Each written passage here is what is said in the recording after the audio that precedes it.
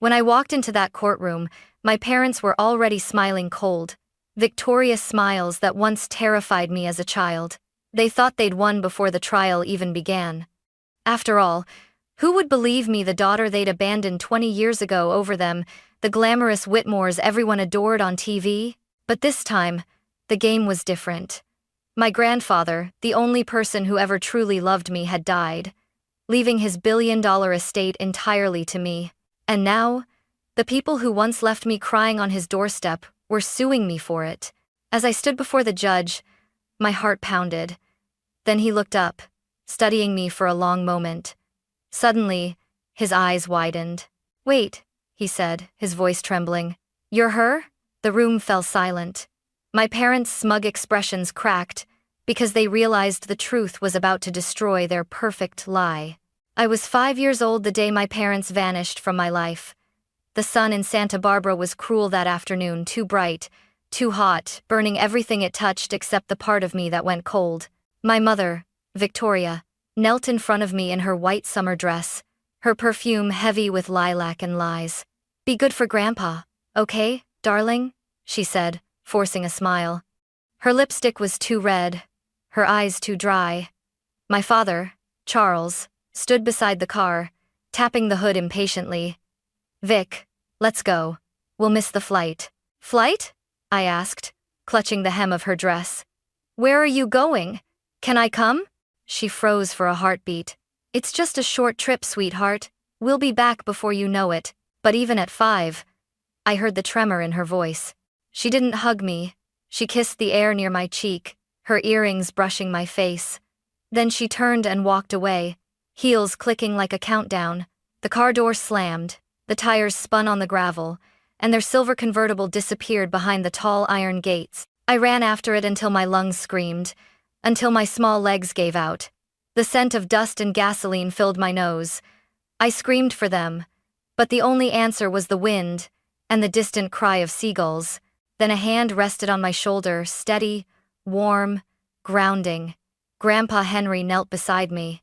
He wasn't the kind of man who spoke in rushes. Every word he said carried the weight of truth. His gray eyes softened as he brushed the dirt from my knees. "They don't know what they've lost, sweetheart," he murmured, his voice trembling just slightly. "But you," he paused, lifting my chin so I'd meet his gaze. "You will never be unwanted again." He scooped me up in his arms, as if I weighed nothing, and carried me back toward the mansion. I remember resting my head against his shoulder, listening to the steady beat of his heart. It was the first time I'd felt safe that day. That night, I sat in the enormous kitchen, swinging my legs from the high stool as he made me cocoa himself. No servants, just him. "You like extra marshmallows, right?" he asked with a small smile. I nodded through the tears that wouldn't stop. When he tucked me into bed, the house felt too big, the silence too deep. The ticking of the grandfather clock sounded like footsteps that would never return. "Will they come back for me?" I whispered. He hesitated, then smoothed my hair. "Some doors, my dear Emma, once closed, should stay that way." Before he turned off the lamp, he added quietly, "But you'll never have to chase love again. From now on, it lives right here." And as the shadows stretched across the room, I clutched his hand and believed him. That was the night I stopped waiting for my parents and started belonging to someone who never left. Life with Grandpa Henry was nothing like the movies made about billionaires. His mansion sat on the Santa Barbara cliffs, overlooking the Pacific like a quiet fortress. But inside, there were no glittering parties or endless staff rushing about. Instead, there was structure, discipline, and most of all purpose. He woke me at 6 every morning. "Up, Emma. The world doesn't wait for the lazy," he'd say, knocking gently on my door. I would drag myself to the kitchen, where he'd already be seated with his black coffee and a newspaper spread across the marble counter. "Read this," he'd say, pointing at the headlines. "Then, tell me what they're not saying." At first, I didn't understand. I was just a child, trying to finish her cereal. But as the years passed, I learned his real lesson. Never take a story at face value. Truth, he believed, always lived beneath the surface, and sometimes you had to dig through dirt to find it. He was the founder of Whitmore Industries, a global shipping and logistics company that connected continents. But to him, the empire mattered less than integrity. Money, he often said, is like salt water. The more you drink, the thirstier you get. So make sure your thirst is for the right things.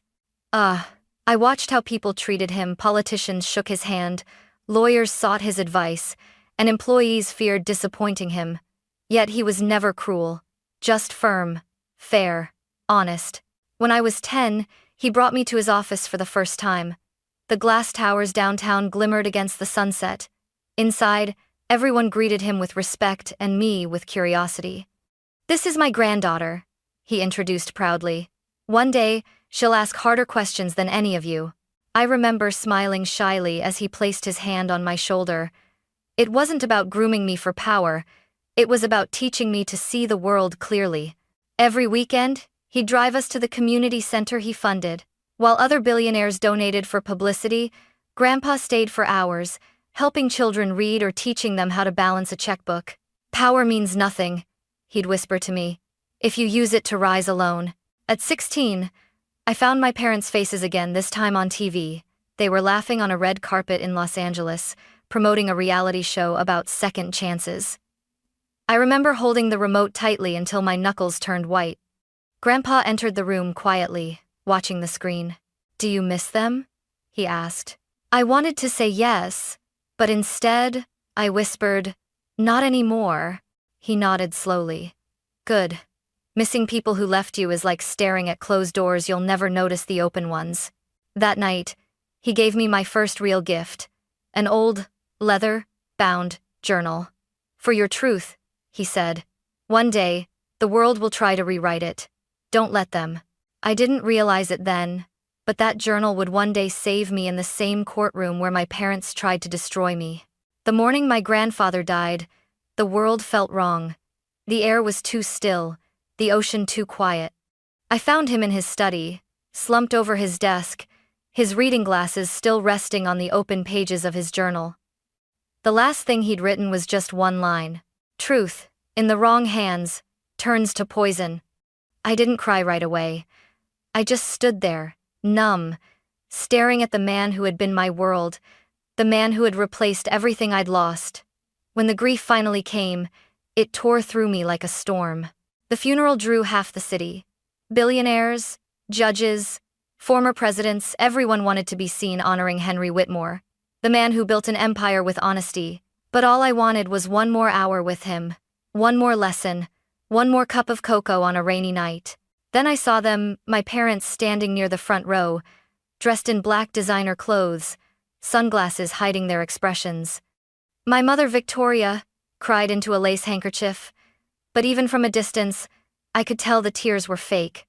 My father, Charles, looked bored, like he'd rather be anywhere else. When the ceremony ended, they approached me for the first time in 22 years. "Emma," my mother said softly, tilting her head. "You look so grown up." I stepped back. "You remembered my name. Impressive." Her smile flickered. "We're family. We should reconnect." "Family?" I echoed. "You left me with him like luggage you didn't want to carry." Charles's jaw tightened. "You always were dramatic." Before I could respond, Henry's lawyer, Mr. Samuel Briggs, called everyone into the estate office for the reading of the will. The guests murmured with curiosity. My heart hammered against my ribs. Samuel cleared his throat. "The late Judge Henry Whitmore leaves all assets, including the Whitmore mansion, businesses, and liquid holdings, to his granddaughter, Emma Whitmore." The room went silent. My mother gasped. "That's impossible." Charles slammed his palm against the table. "He was old. He wasn't thinking clearly." "But," Samuel continued, his voice firm, "he also left a note to his son and daughter-in-law. It reads, 'Those who walk away from truth for comfort have already forfeited their inheritance.'" Victoria's lips parted, her voice trembling. "He can't do this. We're his children." Samuel looked directly at her. "He already gave you everything that mattered, a chance to be decent. You wasted it." I stood frozen, my fingers digging into the edge of the table. I had never seen my parents so exposed, stripped of their glamour, their practiced charm. As the crowd dispersed, my mother's mask cracked. "You'll regret this, Emma," she hissed. "You don't deserve a cent of what he built." I met her gaze steadily. Neither do you. Outside, the sea wind howled through the estate gates, scattering white petals from the wreaths. I realized then that grief and greed often arrive holding the same hand. And somewhere, I swear I could almost hear Grandpa's voice. Stand tall, Emma. The truth has long arms and it always reaches back. It started with a thick white envelope on my doorstep, no return address. Just my name, Emma Whitmore, written in bold, familiar handwriting. I tore it open, expecting condolences. Instead, my eyes froze on the first line. Notice of civil action. Charles and Victoria Whitmore versus Emma Whitmore, claim of undue influence. For a moment, I couldn't breathe. My hands shook so violently I dropped the papers on the floor. My own parents were suing me, accusing me of manipulating my grandfather into leaving me everything. The media found out within hours. By nightfall, headlines screamed across the internet. Billionaire's granddaughter, sued by estranged parents for $1.6 estate. Paparazzi parked outside the gates, flashes of light cutting through the darkness like gunfire. My lawyer, Robert Hayes, called me early the next morning. His voice was calm, steady, the kind that only comes from decades of dealing with chaos. Emma, they're moving fast. Their attorneys filed in Los Angeles County. Your father still has influence there. Of course he does, I muttered. He always did, just never where it mattered. When we met in Robert's office later that day, he slid the documents toward me. They're claiming you isolated your grandfather in his final months. They say you controlled access, interfered with his doctors, and coerced him to alter the will. I laughed bitterly. Controlled access? He was the one protecting me from them. Robert sighed. Emma, I've seen nasty inheritance battles, but suing your own child? That's a new level. They're not my parents, I said quietly. They're strangers who share my blood. Still, I couldn't stop thinking about Grandpa's last few weeks, the quiet dinners, his tired smile, the way his hand trembled when signing letters. I wondered if he knew they'd come after me. Maybe that's why he left the journal. Maybe that was his warning. 2 days later, a tabloid reporter ambushed me outside a cafe. Emma, is it true you brainwashed your grandfather? Did you threaten him? I stopped walking, turned toward the cameras, and said evenly, if loving the man who raised me is a crime, then I'm guilty. The next morning, my phone buzzed with a blocked call. Enjoying your fame? My mother's voice purred. Why are you doing this? I asked. Because you took what's ours, she said coldly. You stole our life. Now we'll take yours. Then she hung up. That night, I sat alone in the study, staring at Grandpa's old desk, the same one where he'd taught me to read legal documents. His photo stood beside his leather journal. I opened it, tracing the faded handwriting. When the truth is tested, stand still. Let them attack, they'll only wound themselves. I closed the book and exhaled. The fear was still there, but underneath it burned something stronger: resolve. They wanted war? Then they'd just declared it against the wrong Whitmore. The day of the first hearing arrived under a sky that looked bruised gray clouds pressing low over Los Angeles. Reporters lined the courthouse steps like vultures waiting for something to die. Maybe it was my reputation. Maybe it was theirs. Inside, the courtroom smelled of wood polish and tension. My parents sat at the plaintiff's table, perfectly staged for the cameras, my mother in a fitted black dress, my father in a tailored navy suit. They didn't look like grieving family. They looked like actors rehearsing for revenge. When I entered, whispers filled the gallery. That's her, the granddaughter, someone murmured. My heels clicked against the marble floor, each step steady, though my hands were trembling inside. Robert leaned close and whispered, Stay calm, Emma. Let the evidence speak for itself. At the bench sat a middle-aged man with silver hair and sharp, knowing eyes. Judge Marcus Nolan. His presence filled the room even before he spoke. When our eyes met, something flickered across his face. Recognition, disbelief, maybe both. He removed his glasses slowly. Miss Whitmore, he said, his voice softer than expected. Would you please approach the bench for a moment? My stomach twisted as I stepped forward. The courtroom hushed. When I stopped before him, he studied me for a long moment. Then he said quietly, almost to himself, You're Henry Whitmore's granddaughter. Yes, Your Honor, I replied.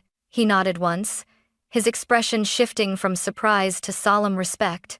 I clerked for your grandfather, years ago. He once told me, if my granddaughter ever stands in your courtroom, listen carefully because she'll be telling the truth. A ripple of gasps spread through the gallery. Behind me, my mother's composure cracked. My father's jaw tightened. Judge Nolan straightened. Proceed, he said, but his tone carried an undercurrent. My parents' attorney clearly noticed, one that said integrity still means something here. Their lawyer, a slick man named Elliot Graves, wasted no time twisting the knife. Your Honor, he began smoothly, this young woman systematically alienated her elderly grandfather, restricted his communication, and manipulated his estate planning. We will prove her actions were fraudulent. Robert stood calmly. We welcome the chance to disprove every word, Your Honor. Then Graves smirked. She's quite composed for someone accused of stealing $1 billion. I met his eyes and said evenly, composure isn't guilt, Mr. Graves. It's confidence in the truth. A murmur of approval rippled through the observers. Even Judge Nolan's mouth twitched in what might have been a restrained smile. As the proceedings began, they tried everything. Twisted emails, misquoted letters, cherry-picked statements from staff, but each time, Robert countered with documented proof, clear timelines, and witnesses loyal to Grandpa's name. Still, the worst came when my mother took the stand. Her voice trembled perfectly. We only wanted to reconnect with our daughter, she said tearfully, dabbing at her eyes. But Emma, she pushed us away. She isolated him. We were just trying to protect Dad's legacy. Her words dripped poison, and I could almost hear Grandpa's warning echoing in my head. Truth, in the wrong hands, turns to poison. But as I watched the judge's expression harden, I realized something: poison only works if it's swallowed. And I wasn't about to drink it. By the second day of the hearing, the courtroom had turned into a battlefield. My parents' lawyer strutted across the floor like a peacock, waving papers and dramatizing every sentence as if we were on live television. But I wasn't there to perform, I was there to end this. Robert rose slowly, adjusting his tie. Your Honor, he said, his voice calm but firm. The defense would like to submit additional exhibits, medical evaluations, witness statements, and the late Judge Whitmore's personal correspondence. Ed 1. The moment the word correspondence left his lips, my mother stiffened. She knew exactly what that meant. Judge Nolan gestured. Proceed. Robert handed him a thick file, and then nodded to me. Miss Whitmore, please take the stand. My heart pounded as I walked forward, my heels echoing on the marble floor. I had rehearsed this moment 100 times. But when I sat down and looked at my parents, the two people who gave me life and then tried to destroy it, my throat tightened. Robert placed the first letter on the evidence screen. Grandpa's handwriting appeared, neat and unwavering. To my dearest Emma, you were never my obligation. You were my choice. If ever you find yourself standing against those who abandoned you, don't hate them. Let the truth defend you. It always will. A hush fell over the room. My mother's perfectly painted expression faltered. My father stared down, jaw clenched. Robert continued, These letters span 10 years, each one affirming Judge Whitmore's mental clarity, affection, and deliberate intent to entrust his granddaughter with his estate. The plaintiff's attorney jumped to his feet. Objection, Your Honor. These so-called letters are emotionally manipulative. They prove nothing. Overruled, Judge Nolan said sharply. The deceased's intent is precisely the matter under review. Continue, Mr. Hayes. Robert gave me a small nod. It was my cue. I took out the leather-bound journal Grandpa had given me when I turned 16. Its pages were worn, its spine cracked from years of use. This, I said softly, was my grandfather's diary. He wrote in it every night until the week he died. End quote. I flipped to the last entry. The ink was faint but steady. My son and his wife live for appearances. My granddaughter lives for truth. The estate must go to her not as a reward, but as a safeguard. She carries my conscience where I can no longer carry it myself. The silence that followed was heavy, sacred. My mother's mask finally broke. He was sick! He didn't know what he was saying, she shouted, rising from her seat. She brainwashed him. Judge Nolan slammed the gavel. Mrs. Whitmore, sit down. Now. Her outburst echoed against the wooden walls before fading into nothing. I looked at her, at the woman who gave birth to me, but never really saw me, and said quietly, "No one brainwashed him, Mother. He just finally saw who you really were." And as I said it for the first time in years, I felt like his granddaughter again, not their pawn. The third day of the trial felt like the longest day of my life. Every breath, every whisper, every creak of a chair echoed inside my skull like thunder. I sat at the defense table, my fingers intertwined tightly in my lap, staring straight ahead. Across from me, my parents whispered to their lawyer, their once confident smirks now brittle and strained. Judge Nolan entered the courtroom, robes swaying, expression unreadable. The audience hushed instantly. He took his seat, shuffled the papers before him, then looked at me.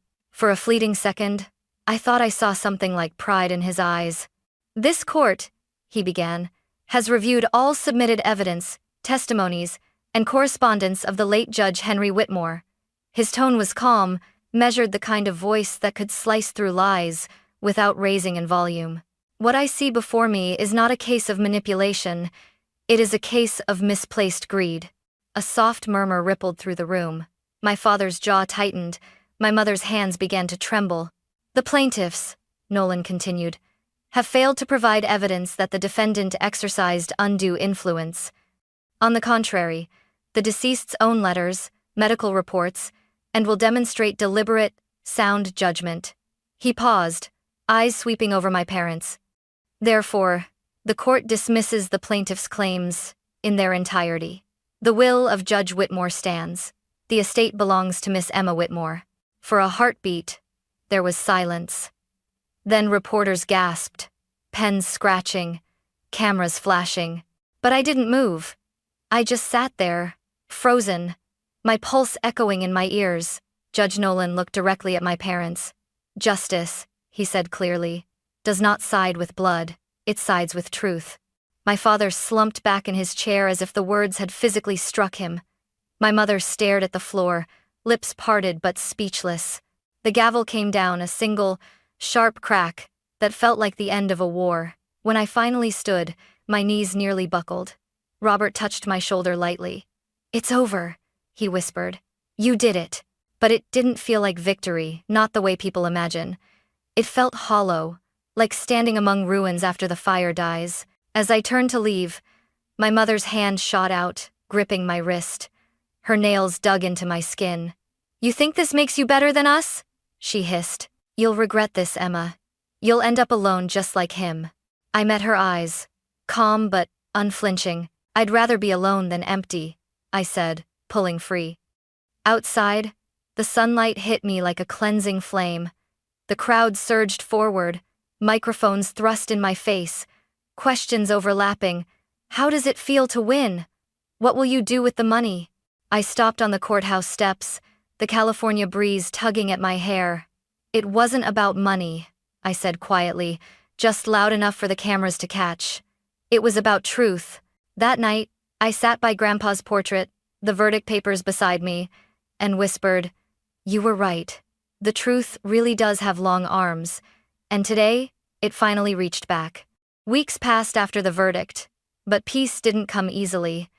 Reporters eventually moved on to the next scandal, yet the silence that followed felt deafening. The estate was legally mine now, the mansion on the cliffs, the companies, the legacy, but without Grandpa. It all felt like a museum of ghosts. Every night, I walked through the long hall, lined with his portraits, hearing echoes of his voice in the creak of the floorboards. Power means nothing if you can't sleep with your conscience. For the first time, I slept without fear but not without ache. Then, one late evening, as the sun melted into the Pacific and painted the sky in shades of crimson, my phone rang. The screen flashed an unknown number. I hesitated before answering. "Hello?" A pause. Then a trembling voice. "Emma?" It was my father. For a moment, I couldn't breathe. The same man who'd screamed at me in court now sounded smaller, fragile. I read the journal," he said quietly. "Your grandfather's words. I didn't want to believe them, but I couldn't stop." His voice cracked. "He wrote that I lost my way, that I stopped being his son long before he wrote his will." I closed my eyes. He also wrote that it's never too late to do what's right. He exhaled shakily. I don't deserve forgiveness, Emma. But I needed you to know. I'm sorry. For everything. For leaving you. For blaming you. For being the kind of father he warned you about. His confession hung in the air like something fragile, something sacred. For a long moment, neither of us spoke. I stared at the garden through the window, the same one Grandpa had planted for Grandma decades ago, and I felt the wind stir through the roses. I don't know if I can forgive you, I whispered. But I know Grandpa would have wanted me to try. I'll take that, he said softly. It's more than I deserve. Before he hung up, he added, You remind me of him, you know. The way you stand your ground. After the call ended, I sat there for a long time, staring at the horizon. The world was quiet again, not heavy this time, but healing. I walked out into the garden barefoot, the grass cool beneath my feet. The sun had dipped below the waves, leaving a soft amber glow over the estate. In my hands, I carried Grandpa's old journal. I flipped to the final page, where his last words were written in faded ink. True justice isn't found in the courtroom, but in the hearts of those who keep believing in it. I smiled through the tears that finally came. I believe, Grandpa, I whispered. I always will. Somewhere in the wind, I could almost hear his reply, calm, proud, and gentle. Then I can finally rest, my girl. And as the ocean breeze swept through the roses, I realized something beautiful. Justice had been served, but forgiveness, that was the real inheritance.